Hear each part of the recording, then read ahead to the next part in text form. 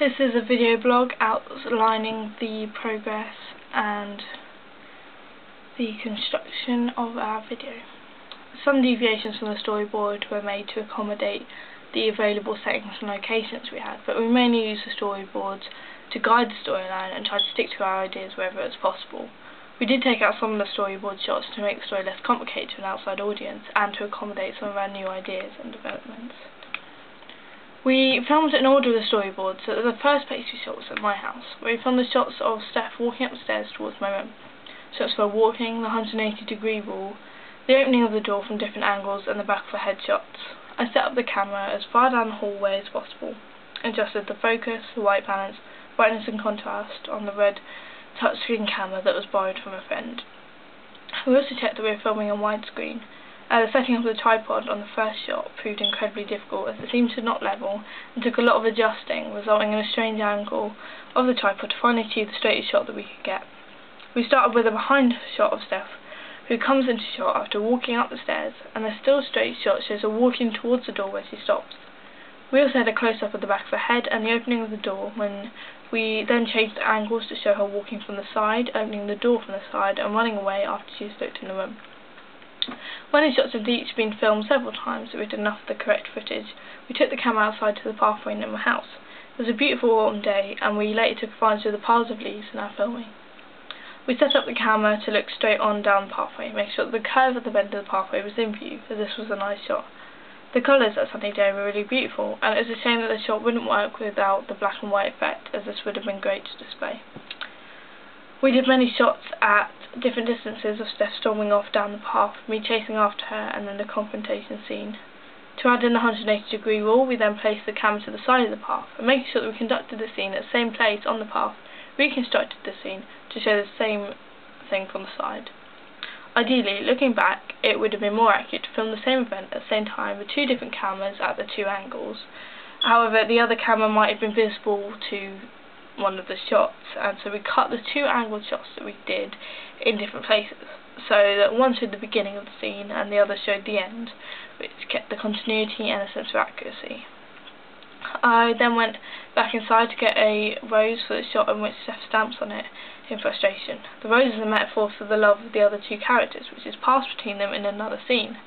We placed the rose amongst some of the leaves and did a high angle shot that showed her stamping on it.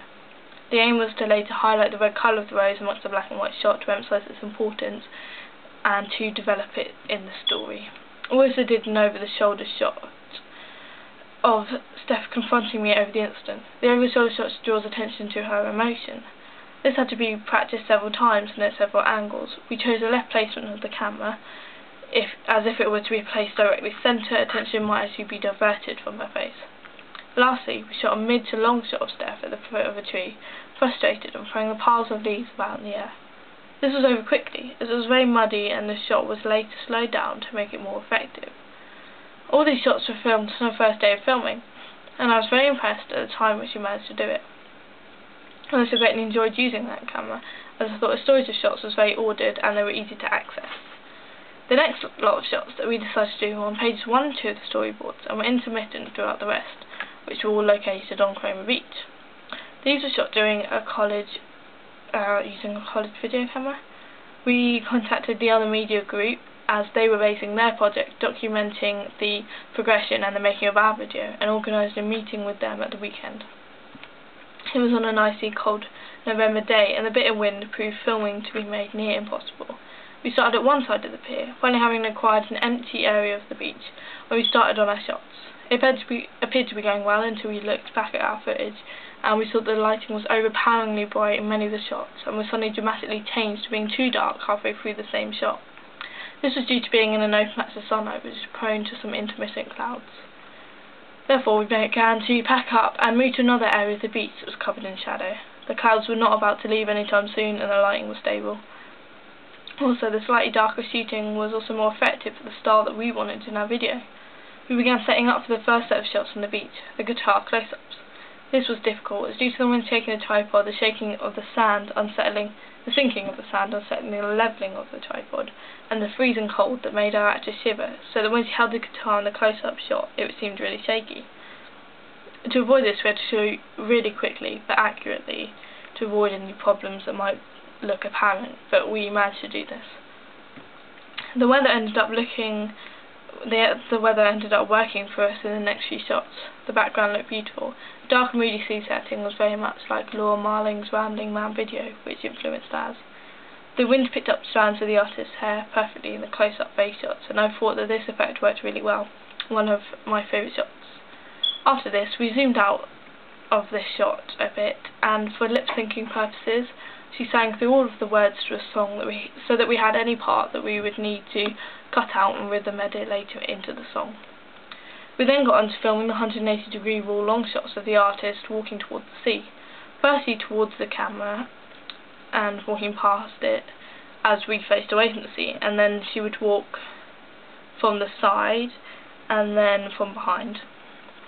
We then had closer shots of her standing at the edge of the sea, throwing some stones into it. We had our storyboards with us to make sure that we got every beach shot. We also filmed several times the writing in the sand of the lyrics "Roses are red." This was then later speeded up in editing and placed at the beginning of our video as an introduction style title sequence. We managed to film it all within the day and just before the battery had run out. The next section of filming that we did was the scenes in which we needed a third actor, our friend John. He was included in the shots in my room, the passing of the rose, holding hands, and the kiss scene.